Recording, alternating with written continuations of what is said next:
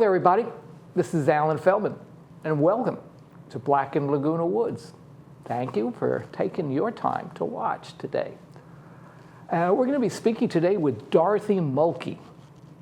Now, if I gave you the outline of Dorothy Mulkey's life, which I'm about to do, I'm talking the bare bones with nothing in between, you would think that she's just like everyone else, just like everybody else, right? She grew up and she joined the service after high school. And if I'm not mistaken, she met her future husband, or her husband, Mr. Lincoln Mulkey, while they were in the service. When they got out of the service, she only did one I believe she only did one enlistment. They moved migrated to Southern California, to Santa Ana here in Orange County. Now, millions and millions of people have done that. They had a family.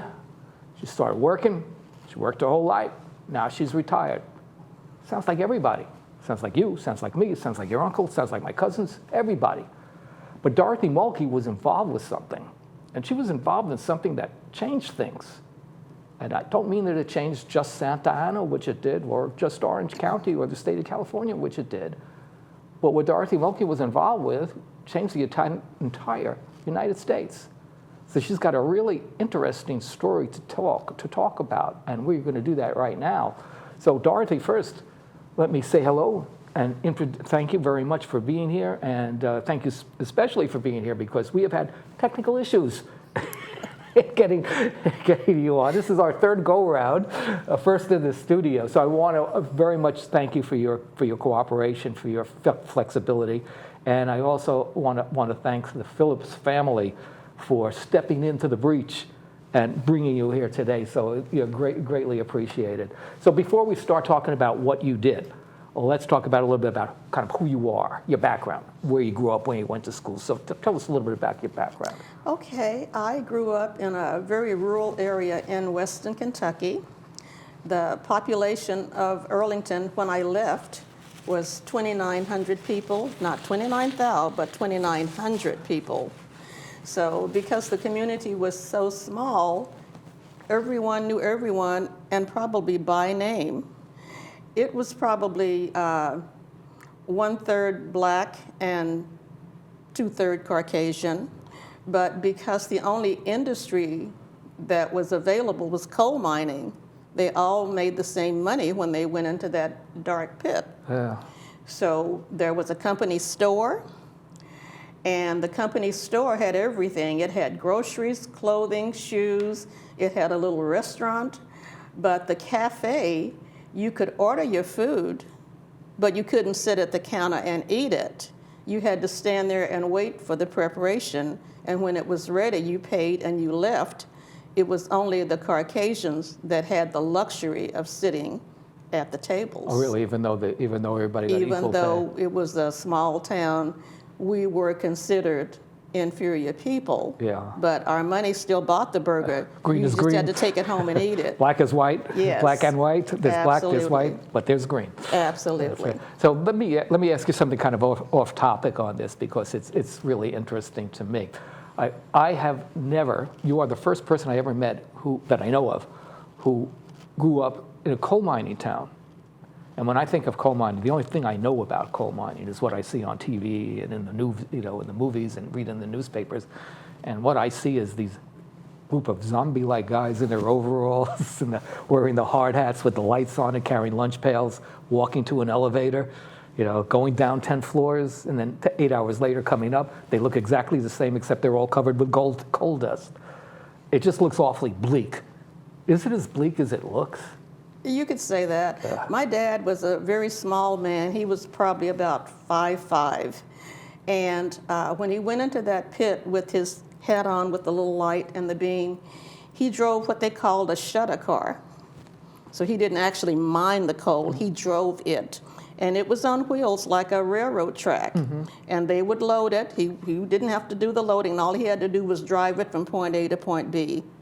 He worked in that mine probably 35 years and ended up with black lung, which took a lot of people on to glory. Yeah. Oh. But the union for the coal miners had a lawsuit that lasted for maybe 10 years, and they finally ended up with a sizable settlement for the miners and their survivors. So that had to Yes. help. But Yes. now, this environment, I take it, was not for you. So you wanted to move out of there as I knew quickly. as a child, Ellen, that this was not the life for me. I didn't know what was outside, but I knew it had to be better than what was there. So I actually told my mom when I was about 3 or 4 years old, when I'm 18, I'm out of here. Yeah. And she'd laugh at me, oh yeah, right. When I was 10, I reminded her, 8 years, I'm out of here. Aha, you're not going anywhere. When I graduated from high school on a Friday, that Sunday I left, and I've never lived at home since. Really. So, Yes. yeah, I guess what I read, I forget exactly where I read it, but your exact words to your mother, at least on one of these occasions, was, to me, it was like a breadcrumb when I'm reading. When I know your history and I go back and I read this, it's like little kind of breadcrumbs, especially in your early life, about the kind of person you were going to be. And you said that what you've reported, you said to your mother, this isn't my cup of tea, and I ain't drinking it for very much longer. That sounds right. So that's kind of precise. So what'd you do? You joined the service? No, actually, I went to stay in Louisville with my father's sister, who had no kids, and I was her favorite. So she and her husband, he worked for L&N Railroad, Louisville and Nashville. He was a chef, and his hands, because he had worked for so many years, were all calloused that he could actually open an oven door and take out a hot pan without a mitt. Wow. That's how calloused it is. But he was a chef, and he had the elite were his customers, the heads of companies and so forth. And so when he cooked, it was like a feast, because he could take an ordinary roast, and by the time he put all the potatoes and apples and stuff on it, you would think you were at a 5-star hotel. So I stayed with them for about 8, maybe 9 months. And at that time, I was trying to get into the military, but my mom wouldn't sign. And so finally, about the 10th month, my father said, enough of this. She wants to go. So he signed, and that's when I went into the Navy. You went to, why the Navy, not the Army or the Air Force? Yeah, my cousin and I were in the same high school class, Sandra. And now Sandra looked more like my father's side of the family, where they were fair-complected. And so when we went into the Army recruiting, and I noticed that the uniforms were brown, it washed me out. I said, no, I can't wear this brown uniform. I have to go where there's more color. So that's the only reason I chose the Navy, because the uniforms were more of what I liked and what would look good on me than the brown and the Army uniform. So the Navy was a fashion statement more than anything else. Absolutely. That's an 18-year-old making a decision. Right. So here's another thing I want to ask you about. We talk about breadcrumbs. So the regulations at the time you went into the Army, went into the Navy. Into the Navy. You had to be 5 foot 2 inches tall. Yes, the rule said you had to be 5 feet 1. 5'1". And you had to weigh 100 pounds. And I was 60.5 inches, and I weighed 99. So I didn't meet the criteria either way, but the recruiter was so impressed with the scores that I had made and taken the test that he said, I'm going to work with you. So he said, what I want you to do is to go home, and I want you to eat a lot of bananas for the next 3 weeks. And so I went home, and I ate as many bananas as I could every day. And when I went back, I weighed 99.5. So he gave me 0.5 and a half inch. He rounded up. Yeah. He rounded up. Yes. Well, that's a good thing. Now you met Mr. Mulkey in the Navy also. Yes, I met Lincoln Mulkey when I still had a year left. He was, we had a friend in common. I was stationed in Newport, Rhode Island, and one of my best friends was a person that had gone to Italy, where my husband was stationed, but his tour of duty was up before Mulkey's. So when he came back and I met him, he became one of my best friends. I didn't know his friend, and he said, I want you to meet this musician friend. He's like 6'4", and we've been in Italy, and he's this and he's that, and I'm going, okay. So the only thing that really impressed me, not what he had done or what he was, but the fact that he was tall. because in my family, the tallest person was like 5'4". We were a bunch of little shrimps. And I decided as a kid, I was going to marry me a tall man so I could have some tall kids. And so when I met him and he was 6'4", and I'm going, oh, this is it. So I didn't think about his character, any of that. The fact that he was tall was the criteria for me. Really? And that's all I saw. So you made a lot of decisions which affected your entire life very early on. I did. Very early on. So he didn't know it. So when we had a quick courtship, and he thought he was courting me, but I had already made the decisions. We're going to do this, this, this. So anyway. So he didn't realize you were in control of the whole situation. Absolutely, absolutely. So it worked, and now I have 3 tall kids. So you and Lincoln.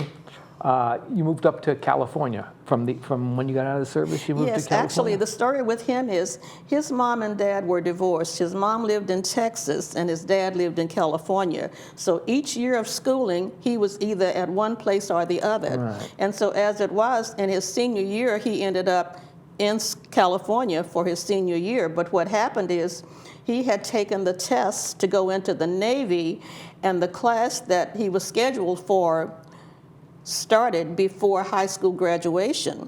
So even though he graduated from high school, he didn't get his diploma because he was already off to boot camp for training for the Navy. Oh. Yes. So you moved to Santa Ana, right? We moved to Santa Ana because that's where his dad lived. Right. And that's where you live today, right? You still yes, live I still live in Santa Ana. Yeah. Yes, I love it here.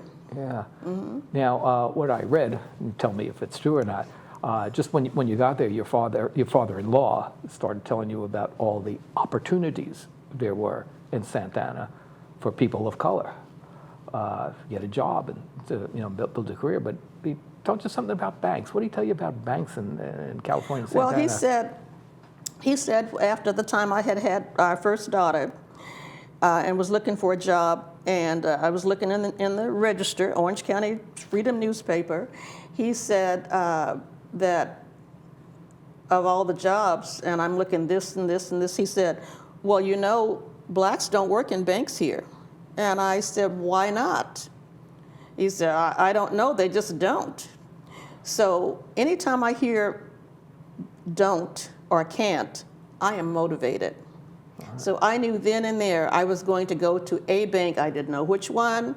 The next day, I went down to Bank of America on North Main Street in Santa Ana. I talked with the operations manager, and he was so impressed with my military background, even though I knew nothing about banking. He hired me on the spot. Really? And when I went through the office, I saw some Hispanics, but there were no people of color other than 2 people that were Hispanic in that building, in that bank building. How was working there? Was you? They accepted me because I think they were more curious than they were anything else. Because, I mean, you could pick me out of the crowd, right? I would take a picture and there I am, one little spot, and the rest people not. So they started me off in the credit department because I guess that's where they start beginners, and it was a boring job. I mean, I was, 21 years old and kind of fast, and so that lasted about maybe 3 months, and then they said, we're going to send you to teleschool. So they sent me to teleschool, but before I could become the teller, I completed the course. I had gone across the street to United California Bank that offered me more money. So I went from point A to point B because of the dinero. Yeah. Yes. You ended up at point C, though, right? Absolutely. And they again, United California Bank had no people. I was it. You were really? Yes. So you were really a trailblazer. Yeah, absolutely. At that time. Yep. But you didn't end up in banking, right? You moved on to a different... Oh, no, I didn't end up banking. Yeah. In fact, I got kind of bored because even though they were offering me more money, the babysitter was actually probably taking home more than I was keeping. All right. Yeah, so I went on a sabbatical. And then during that sabbatical, I went to an office staff. They were called Western Girls, the temporary office service. Yes. And so on contract, they just sent you out to various jobs. And one day at lunch, I ended up in the Union Bank building in Orange because the telephone company employment office was in the basement of that Union Bank building. So during my lunch hour, I went in and I took a test. And the lady asked me, well, what could I do? And I said, I don't know. I can do whatever you've got, you know. And so they took me upstairs to the phone office and the business center and so forth. And she was showing me the various things. And she said, well, you know, we have to give you a test and so forth. So I went through all that. And within 2 weeks, I had quit Western Girl and started working for the telephone company. At that time, it was Pacific Bell. Yeah. This was 1967. Yeah, good old Pac Bell. Yes, yes. And so during that time, I went from Pacific Bell to SBC and on to AT&T. But I spent 35 years there. So that really was your career. It was my cup of tea. Yeah. Yes.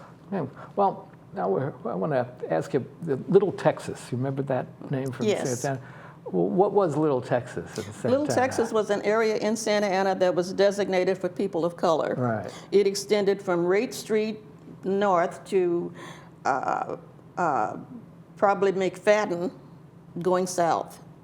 And it was a place that was designated for where people of color were housed. And there were apartment buildings, and there were little shanties, little places, especially off of First Street, like 1 and 2 bedroom houses that looked like they were built in the early 1900s. But these were the places designated. And so when we were looking for an apartment and they showed me the Little Texas Myrtle Street apartments, I said, no, I can't bring up a child in this place. I need a new place. I need a new place for my child. And so at the time, my husband was a postal employee. He was a mail carrier. And he told me of these 3 apartment buildings on his route that were new and totally less than 50% occupied. And that's where we started. What happened? Yeah, well, I called all 3. And the first one was on West Bishop. And we went, and the lady was observing me from the curtain from inside. And when we opened the door and identified, she goes, are you the lady that I said, yeah, because on the phone, I guess she couldn't tell that I was a person of color, but in person, there was no doubt that, you know. And she said, well, I'm just really sorry, but they're all rented. They're all taken. And I'm looking at him, and he goes, She didn't know that he was a letter carrier. We didn't get that far. Right. And I just said, thank you. And then we went to the one on Highland, and it was like they had gotten their stories coordinated because we were told the same thing just a minute too late. They're all rented. And we said, all of them? Yes. Yes. And he knew they weren't even 50% done. And all 3, even the one on Bishop, same story, all taken. What'd you do about it? Well, actually, we did nothing then. We just accepted that they had the places they didn't want to rent, and that was that. And so about a week later, I went to a hairdresser on 5th and Bristol. It was called the Cut and Curl. Was that your usual, just going for a haircut? Yes, my your usual mother-in-law place? had introduced me to this shop. It was a black-owned shop. And sitting next to me was this little lady whom I found out was Scotty Biddle, that was an officer of the NAACP, just by circumstance. And she asked me, because she knew my father-in-law, she said, you know, how things going, when I told her it's fine, except we need a place for our 3-month-old baby. And I told her about our encounter at the apartments. Then she said she may be able to help. And she invited us, my husband and I, to an NAACP meeting. And so when we went to the NAACP meeting, it was somebody's house, and told what had happened, then the consensus of the officials there was that if you're willing, we're going to help you get that place. So I had no idea what that meant. Right. And that's when the wheels started turning. Yeah. So what did the NAACP do? How did they help? Well, the NAACP in coordinating with the ACLU, that had a team of high-profile lawyers that were very much interested in our story because Proposition 14 had just recently passed in the state of California, and they knew that this was the time, this was the case to test the validity of that. Yeah. Hang on for a second, because people might not remember Proposition 14. But Proposition 14 was a proposition passed by the voters of California, and it was passed kind of in reaction to a group of civil rights laws that had been passed in California from the 1950s, from the late 1950s. Laws that in some ways mirrored the U.S. Civil rights laws in 1964, although the first civil rights law in California was passed in 1959. But some of it dealt with housing, with open housing, that you could no longer discriminate when you own property.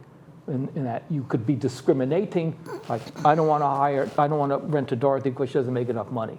That's legitimate. But I don't want to rent to Dorothy simply because she's black is not legitimate. And as you might imagine, people kind of went crazy. And Sam Yorty, if you remember him, the mayor of Los Angeles, used these laws very strongly in his mayoral campaign, I think in 1964, I'm not sure about the year. And I know that Ronald Reagan ran basically on Proposition 14 in 1966. So it was kind of a hostile environment to open housing at that time when you were there. But you kind of blazed through that. Yeah. Well, we were willing, and I didn't set out to go into the history books or to go to the U.S. Supreme Court. All I wanted was a decent place for my child. Yeah. And I thought I had deserved that after serving in the country. They didn't ask me when I decided to go into the military, we can't take you because you're black. Right. They did everything they could to get me in there. Right, you didn't even meet the physical requirements. Yeah, they bent the rules to get me in there. So why are you trying to make me a second-class citizen by telling me I need to go to Little Texas when I'm not going there? Yeah. And also, when your case went up the chain, went from California courts, ended up in the federal courts, but the U.S. government joined that case, and if I'm not mistaken, your case was argued before the Supreme Court by Thurgood Marshall while he was Solicitor General before he was appointed to the Supreme Court. Did you actually get to meet him at all? Did you? It was like surreal. It was like an out-of-body experience. And I had no idea that from 1963 it would take 4 years to clear. Right.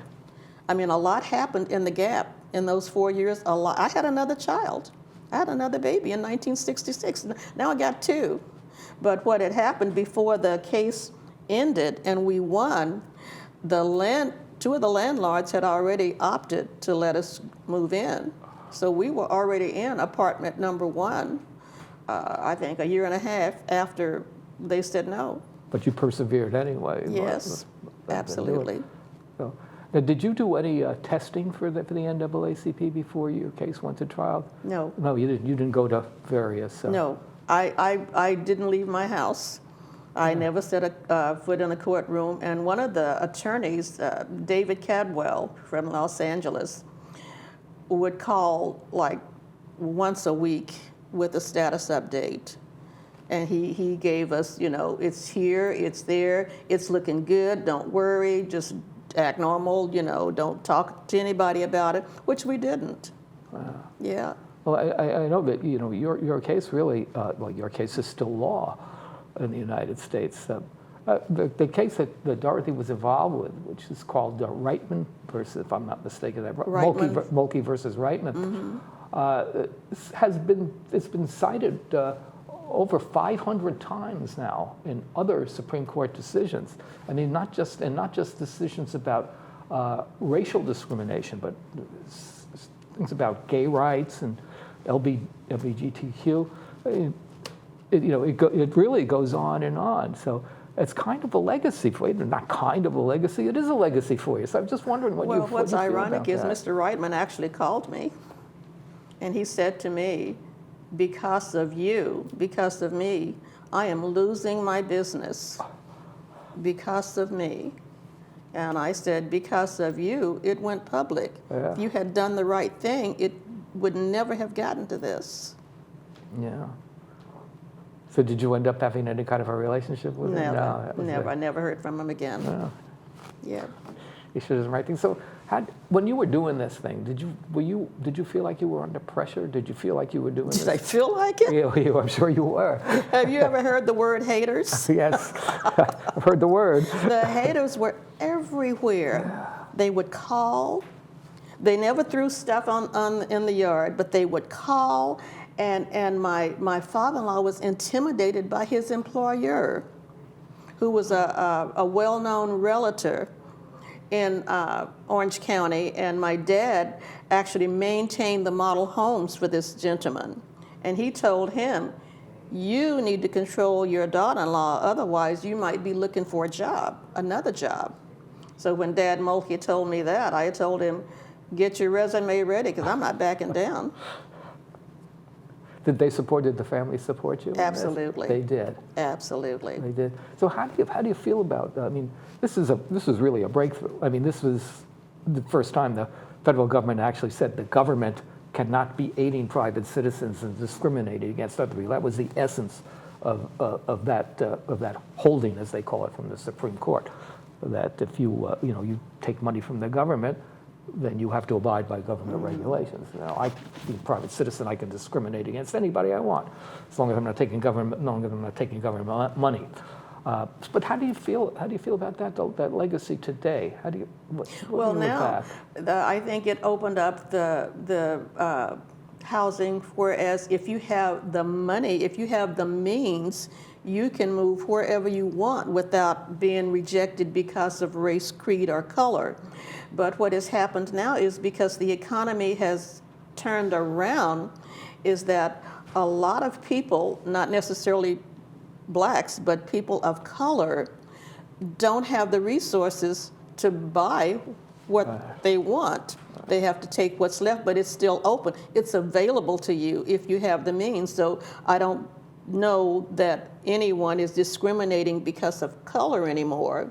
It's more economics that's keeping you from point A to point B. Right. So we are running out of time. We've got less than 2 minutes. So I just wanted to ask you, now you are a woman of faith, and how do you feel that has affected your life in this instance and others? When I look at the Black church, something I've learned by doing this program, the church it's not just a religious institution for many people of color, it's a social institution also. And I just wonder what has your involvement with the church meant to you in this instance, and also just in your life in general? The church is the key ingredient of why I was able to do what I did. Because if it had not been for my faith, I would have caved into the haters, because they were all over the place. And I have a motto, and it's called faith over fear. Is that my faith is so much stronger. It's here, and my fear is here. So that's what's kept me going, even now. You think that's kind of made you the person that you are today? I know for a fact that it did, yes. Right. And you're still, I'm still here. You're still here. You're still a proud member of your church? Absolutely. 62 years. 62 years of the same church. Yes. Well, if you would have found a better one, you would have gone there. There's no doubt about it. Dorothy, I can't thank you enough, not only for being here today, but really for doing what you did. You have changed our country. You really did. And changed it for the better. And we appreciate you. You all should appreciate it. You can read about Dorothy Mulkey all over the place. PBS website, the Orange County website, Orange County Oral History Project, Orange County Register, Los Angeles Times. It's really a story worth listening to. So I want to thank Dorothy very much for being here today, and I want to thank you all for watching, and we will see you soon.